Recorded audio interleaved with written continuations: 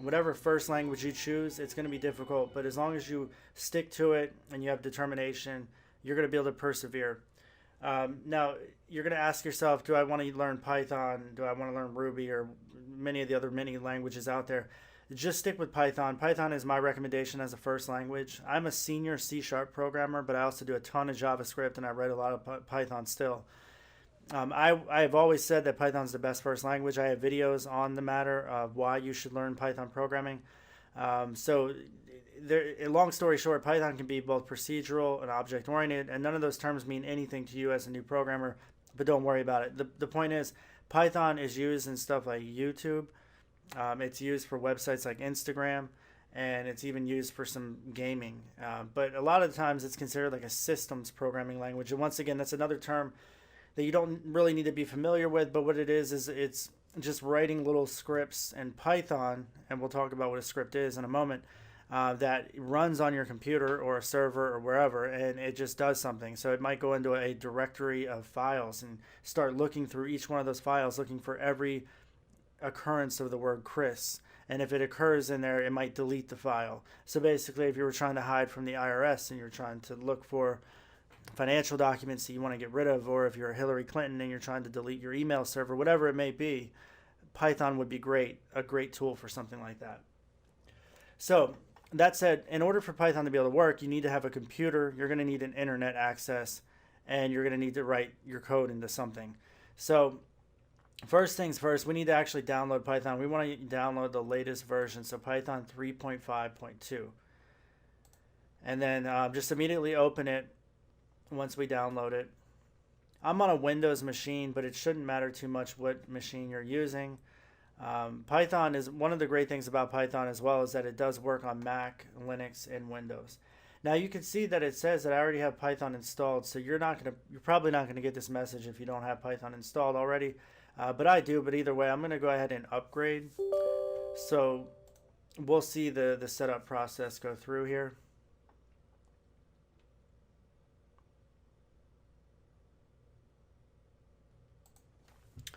All right, so after that was done, that took a long time, and we can now close it. So one of the things that this really trips up people that are just getting started with programming in general, because it's something weird that you have to do. One second, I'm going to pause my scan because I know it's going to slow things down.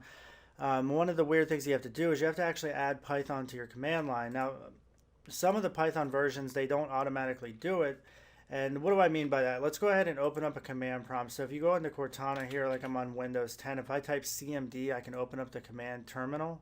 This is the old school MS-DOS. So if you go back to like the days when I was in like 3rd grade installing Leisure Suit Larry on my laptop, my black and white laptop, then I would use DOS and everything. Windows wasn't even a thing back then. I'm not even that old, by the way. I'm only 34, but that was the day for sure. So if I type in Python, just simply Python and press enter, I should have this interactive prompt thing pull up. And in here I can actually type Python. You can see that it's not an actual character. But if that does not happen, what that means is that you need to add Python to your path. So how do you do that? You need to go to the command or the control panel. All right, so inside the control panel, you're going to click on System and Security, then click on System. Wish I could make this bigger. And on the left hand side, you're going to see Advanced System Settings, so you're going to click on that. Then you're going to go down to this box that says Environment Variables and click on that.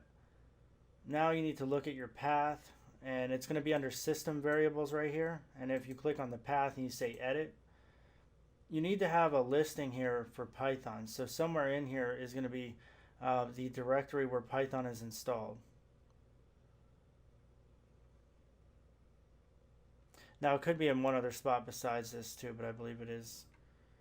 I thought it would be here. If it's not here, then it's actually going to be in your path and your user variable. So if I edit that, and you can see that's where Python is. So this is where it's pointing to the directory where Python got installed by default, which is in my app data, local programs, Python 35. So what happens is when something's added to your path, Windows knows how to actually open Python because it looks through all your path settings for any sort of matching executable file, and executable is just a program. So long story short, you need to add Python to your path if it's not working.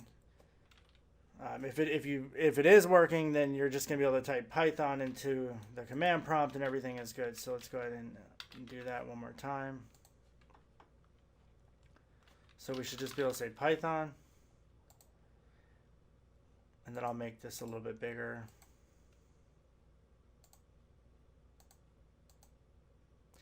All right, so inside here, one of the cool features of Python is that it actually comes with this thing which they call the command line interpreter, or they call it like the dynamic interpreter. You can call it whatever the hell you want, but you can type actual Python code in here. But it's not very valuable in the sense that you're never going to be able to write like large or complex programs. In fact, you're hardly ever going to use this thing. I never use it. Most of your code is going to be written in an actual text editor that we're going to see here in just a moment. But if I were to say print hello world, and this is going to be our first Python execution, so print, and then inside these parentheses you have these double quotes, and all it does is it actually executes right then and there. So you actually created a Python program by simply saying print hello world, and you could see the output got created. Now, one of the things I want to show you, because code is not anything special, it's just like Python itself is just a language that was made up from another programming language called the C programming language, but Python was built on top of C, and they created all these keywords in Python that say, hey, if you type this keyword, it means do this and do that. So we know that programs all boil down to ones and zeros, but the good news is that as a programmer, as a Python programmer, or any other language for that matter, for most of the major languages, you're not going to be writing ones and zeros. You're not even going to be writing machine code. You don't even have to write compilers. Python has all that stuff for you. So you just have to write code in a Python specific way, and it will work. Now here's an example of one thing I want to show you. All your Windows software has a notepad file, and the notepad file allows you to just write any sort of file that you want. So I could write that same code and say print hello world, and that was the exact same code that we put in the console. But what the difference would be, in order to actually execute this with your Python interpreter, so that Python can say, hey, print, oh, that means something, and it would then, you know, print this to the screen, you would want to go ahead and save the file as, and we'll just put this on our C drive. I'll put it in my projects directory, and I'm just going to say test. And what you want to do is actually, instead of Windows wants to save it as a text document, but you're going to do the drop down and say all files. That way you can give this a file extension, and that's just the last few characters. So like a text file is .txt, and a JPEG is a .jpg. Yeah, so there's all these different file types, and Python has its own file type, and it ends with a py, short for Python. And a lot of people will call it like test.py or .py or whatever, but that's why you hear the word py all the time. But anyway, if maybe you never heard it at all in your life, I don't know, but you're going to use that as your file extension. So test.py, we're going to save it. It looks like I already have a test.py. That's weird. But anyway, let's go ahead and open up the command prompt to that directory. So I put it in my C projects directory, and then it's down here at the bottom, I think. Yeah, test.py. So if I were to say test.py, what happens? Nothing happens, because Windows didn't know how to execute it. So it actually pulled up all this stuff and says, hey, we think you want to use Python. Don't worry about any of that stuff. What you're going to want to do, if you wanted to run that test file as a Python program, you would just simply say Python first and then the name of the file. And now obviously you have to make sure you're in the directory where the file is currently located, otherwise Python's not going to know where test.py is. But since I'm saying Python run test.py and I'm in the right directory, it's going to be able to run that, and there it is. So Python is a dynamically interpreted language. So a long story short, it's simple as hell to write Python code. The way we just showed you how to do it, you didn't even need anything besides installing Python and a text editor, and you wrote code and actually executed it. This code could do a lot more than what we've seen. It could write web pages, it could scrape the web, it could hack stuff, it could build video games, it could do whatever you want it to do. But the way that I just showed you how to do it here isn't feasible. What we need is a text editor. We need something in order to be able to write our code in. And the best tool for the job that I think right now, and it's completely free, is Visual Studio Code. This is actually created by Microsoft, and it's really a fantastic project. So it just came out recently, but it allows you can see it has Python in here, but it allows us to have much better coloring and formatting for our Python program, so when we're writing our code, it's much more readable. Another great thing is that we can actually put little breakpoints inside here, which is what this little red dot is.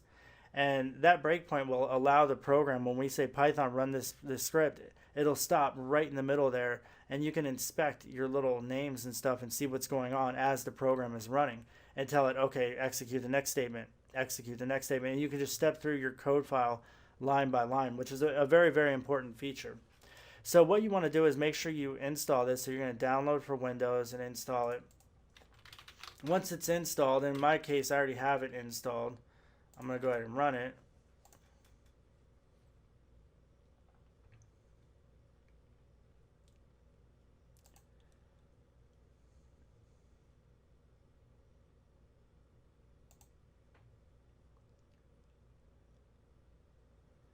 All right, so now it's actually opening up a project that I have from earlier. So I'm actually going to create a new project for our tutorial, and we're going to call this Python for Beginners. So I'm going to select that as my folder, and you're going to see in Visual Studio Code there's not a whole lot going on here, but that's because our directory has no files in it, but we're going to add files. Now, one of the things you may see is this extensions, and this is actually something that I need you to do. You're going to click on this extensions button, and you want to actually search for Python. See, I already have it installed, and you can see there's multiple versions installed, but you want to make sure you pick the Don J-Main version. So you can see there's actually an update to this that I need to go ahead and update, but yours is going to say install. Make sure you install the right one. Don't install all this other crap down here. Make sure it's Don and J-Main, and it should be at the time of this video 3.2.1 version. So once you update an extension or install a new extension, you're probably gonna have to restart Visual Studio Code, and you can see that it actually says looks like it's gonna update probably more than one project. But we're gonna restart this this program. Another thing too is if you ever get involved in like GitHub and stuff like that, then this is also, it makes it very seamless in order to have a project within GitHub. Alright, so that went ahead and it installed and it restarts. It should open back up in the folder that you were opening last, and it looks like that did work. And let's go ahead and create our first Python program in an actual text editor. So I'm going to click on this little new file icon. I can make this bigger actually. So this new file icon, I'll click on that. Let me close that. Alright, now we just need to name our file. So we'll say firstfile.py. Okay, and now we say print hello world. Alright, so now we need to actually say we want to debug this, but how do we do it? We go to this little debugger, little bug icon. We're going to click on that, and we're going to click on play. And since there's nothing by default, this is the first time, you should see this Python option. So you want to click Python.